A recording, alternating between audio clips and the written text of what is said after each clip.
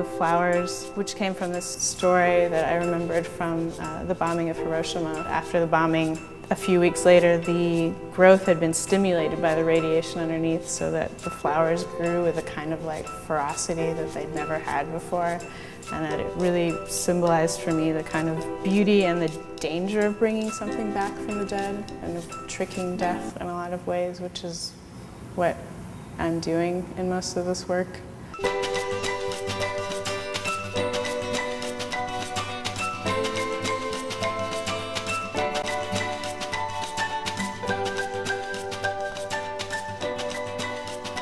My name is Christina Pettersson.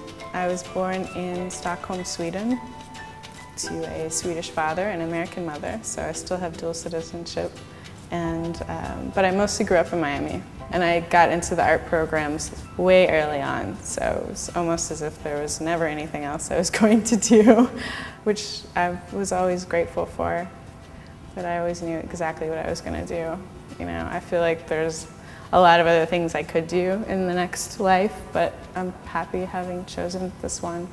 The interesting thing about the show, and probably this happens with a lot of artists I imagine, is you just do your work one by one, you know, and you don't think of it necessarily in terms of this grand scope of things. And so, you know, I've been making these drawings and putting them away, make a drawing and put it away, and it was only in the last couple of months actually that the word resurrection occurred to me, and that as soon as the word had occurred to me, I knew that that was what all these pieces were about.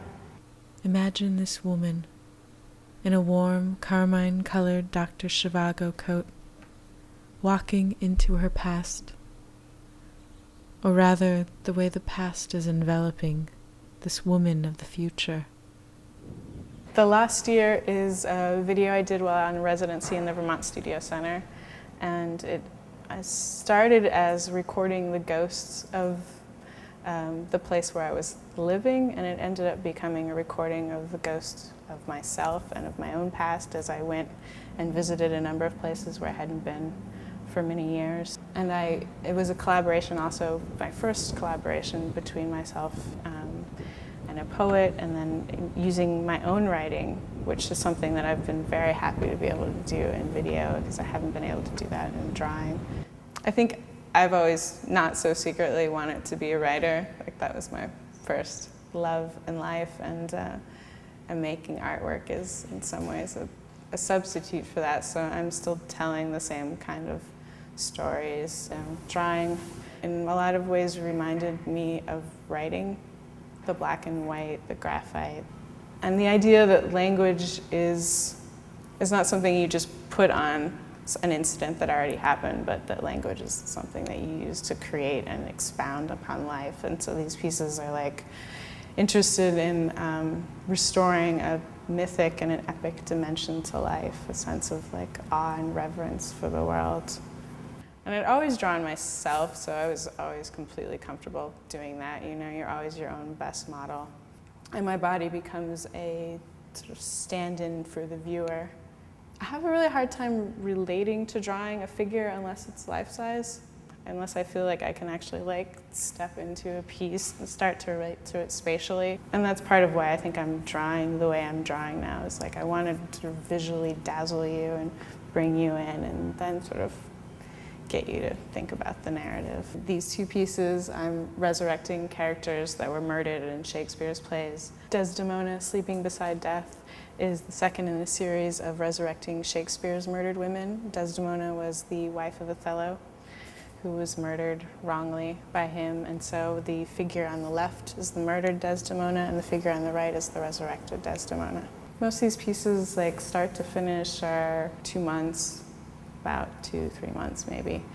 In some ways it's hard to be so anal about the pieces, but it's really a part of what they are now. And usually in the first couple of weeks I start a big piece and I'm just like, what the hell am I thinking? Like, you know, it's a piece like this with all the water. I was like, you know, like I'm insane, I'm an idiot.